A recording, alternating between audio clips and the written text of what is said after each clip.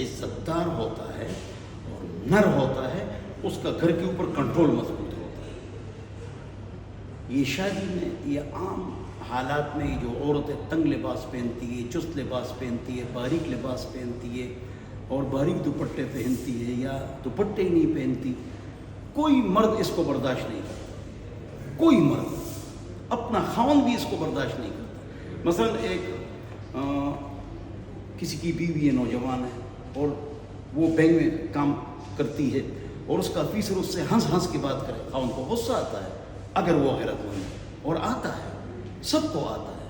تو کیوں یہ سستی ہوتی ہے؟